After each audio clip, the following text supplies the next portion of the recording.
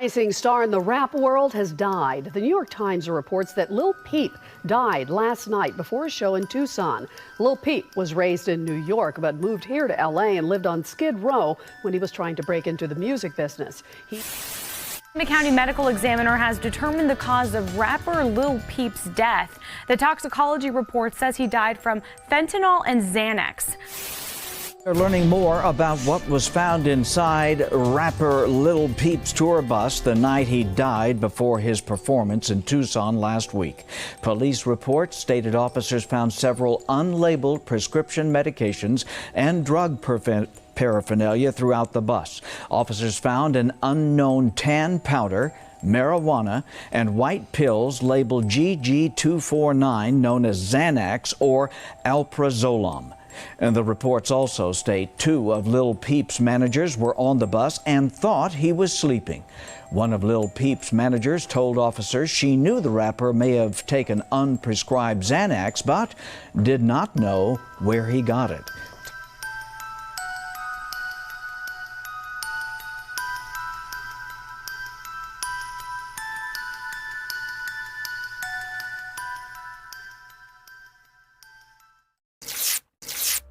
November 15th, 2017, the tour bus rolled through the desert landscape, heading toward Tucson, Arizona. Inside, Gustav Åhr, known to the world as Lil Peep, was preparing for another show. At just 21 years old, he had become one of the most talked about artists in the emerging emo-rap scene, a genre he helped create by blending hip-hop with punk rock and emotional vulnerability. The Come Over When You're Sober tour had been grueling. Back-to-back shows across the country, little sleep, and the constant pressure of a rising career. But Peep never complained.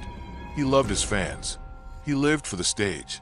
What his fans didn't know was that behind the tattoos, the pink hair, and the melancholic lyrics, Peep was fighting battles that no one could see. By the time the bus arrived in Tucson, Peep was exhausted. The show that night was scheduled for 8 p.m. at The Rock, a small venue on East Broadway Boulevard. It was supposed to be just another stop on the tour, another performance, another night of connecting with fans who saw themselves in his music. But this night would be different. This would be Lil Peep's last day. Around 5 p.m., Peep was active on Instagram. He posted photos and videos to his story, showing fans glimpses of his day.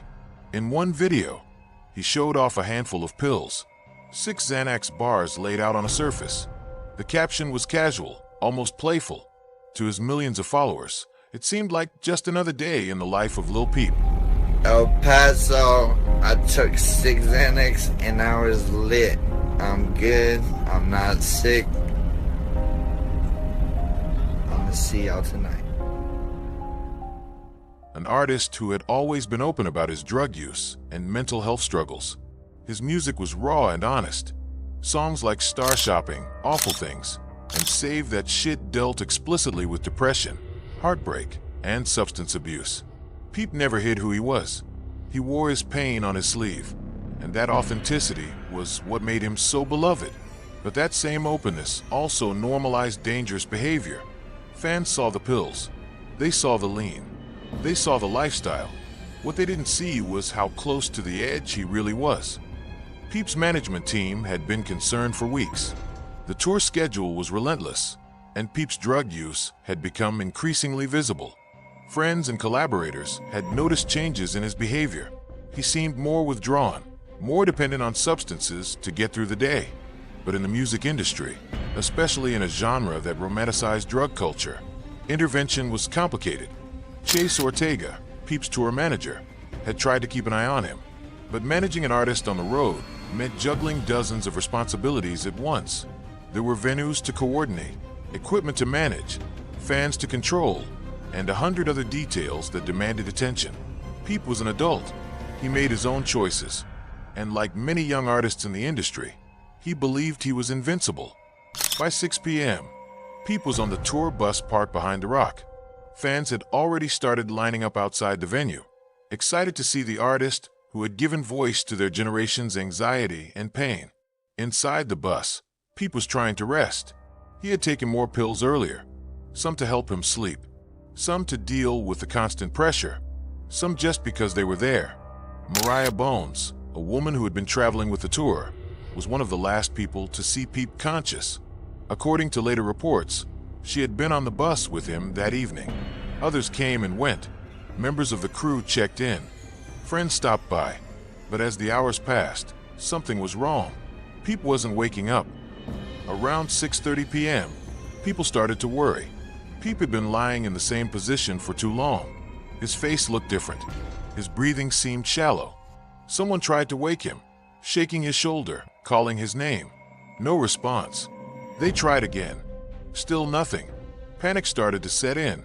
Chase Ortega was alerted. He rushed to the bus and immediately saw that something was terribly wrong. Peep wasn't just sleeping. His lips had a blue tint. His skin was cold to the touch. Ortega began performing CPR, desperately trying to revive him.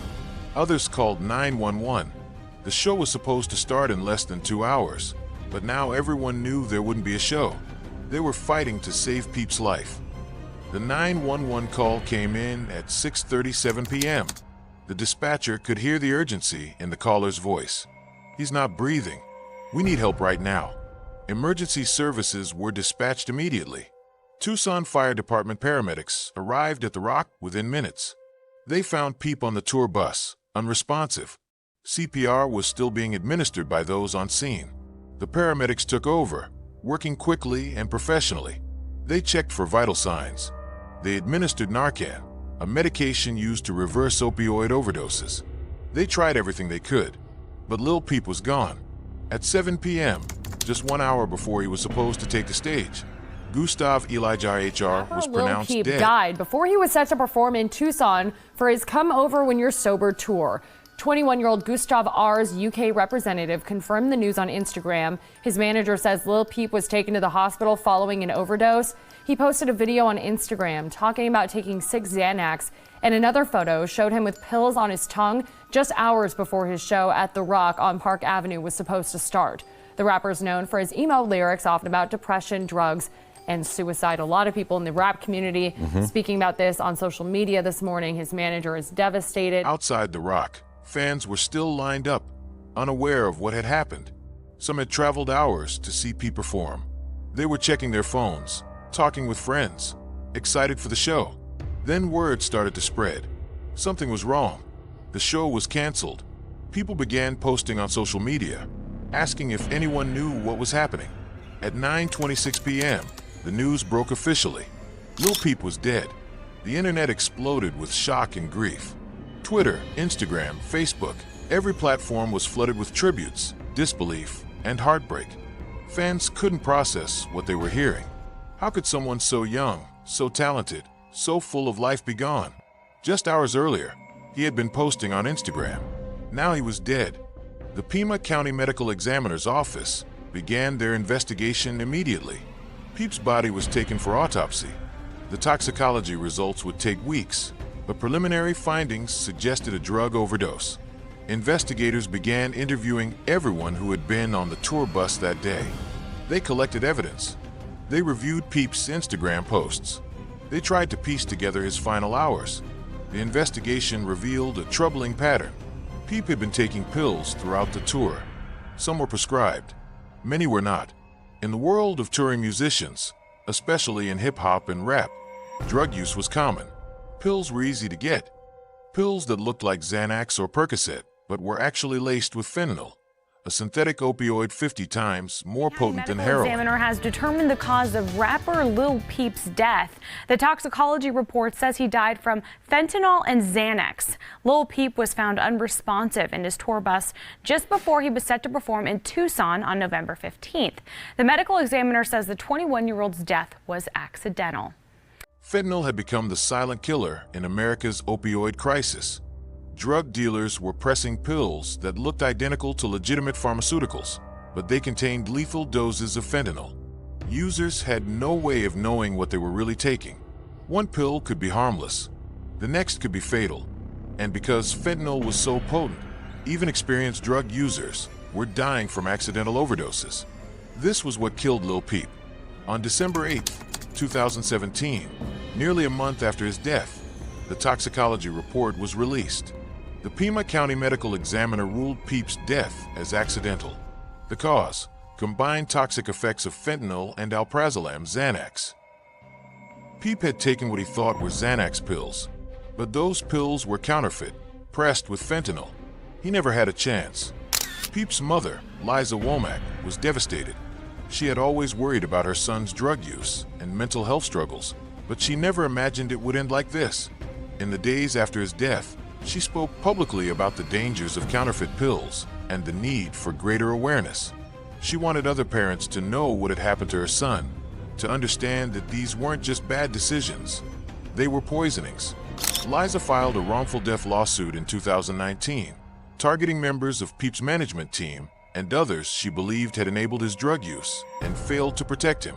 The lawsuit alleged that those around Peep knew about his drug problems, but did nothing to intervene. It claimed they provided him with drugs or allowed others to do so. The case brought uncomfortable questions to light about the responsibilities of those who manage and work with young artists struggling with addiction.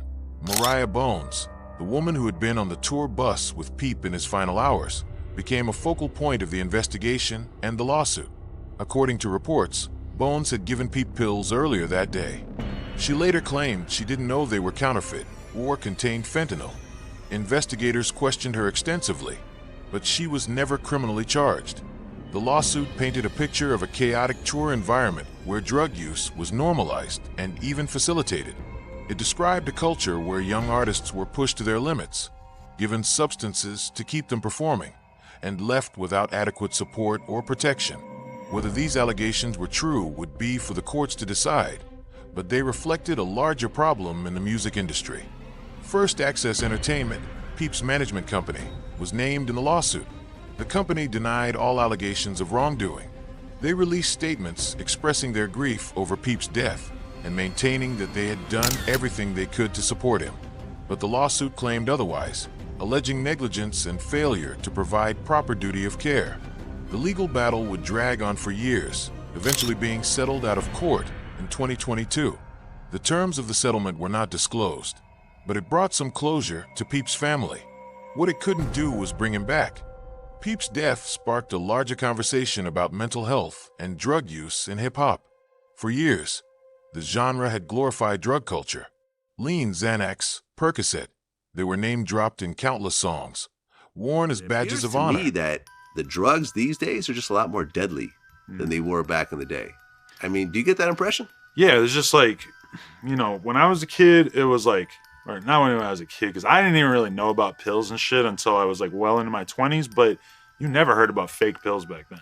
And now it's like, you know, when you hear about a rapper dying from taking some pills, it's like 90% chance that it's a fentanyl thing. Because you can, I mean, I've heard people talk about taking 30 Xanax in a night.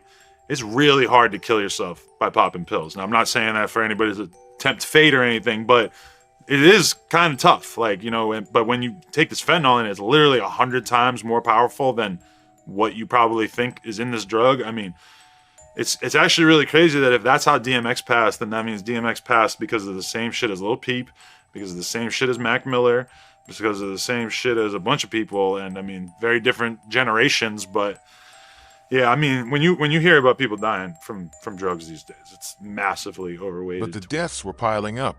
Peep, Mac Miller, Juice WRLD, young artists who had their whole lives ahead of them, gone too soon. Some artists began speaking out, using their platforms to discuss the dangers of drug abuse and the importance of mental health treatment. Others continued to romanticize the lifestyle, either unaware or unconcerned about the consequences. The culture was changing, but slowly, and not fast enough to save the lives already lost. Peep's influence on music continues to grow. Artists like Lil Uzi Vert, Trippie Redd, and the Kid Laroi cite him as a major influence. His style, blending punk, emo, and hip-hop, has become mainstream. Songs that deal honestly with mental health, heartbreak, and vulnerability are now everywhere in popular music. Peep helped make that possible, but his death also serves as a constant reminder of the costs of that lifestyle. The drug culture he was part of has claimed too many lives. The question remains, can the music industry learn from these tragedies and actually protect its young artists? Or will the cycle continue? Liza Womack has dedicated herself to preventing other families from experiencing what she went through. She's worked with organizations fighting the opioid crisis, spoken at schools and events about the dangers of counterfeit pills, and kept her son's memory alive through music and advocacy. She wants people to remember Peep not just as a tragic story, but as a talented artist who brought joy to millions. In interviews, she talks about the son she knew, the sweet, artistic kid who loved music and fashion, who cared deeply about his fans, who struggled but was trying his best. That's the Peep she wants the world to remember. On November 15th, 2017, at 5 p.m., Lil Peep posted his final Instagram story. In one video, he showed those 6 pills. In another, he was lying down, his face barely visible. The captions were casual. He had no idea those would be his last posts. He had no idea he was saying goodbye. 2 hours later, he was gone. The tour bus that was supposed to take him to the next city became the place where his life ended. The Rock, a venue that should have hosted another memorable performance, became the site of a tragedy. November 15th should have been just another day on tour. Instead, it became the day the music world lost Lil Peep. His hit remains officially ruled as accidental. The pills that killed him were counterfeit, laced with a drug he didn't know he was taking. He was 21 years old, at the beginning of what should have been a long and influential career.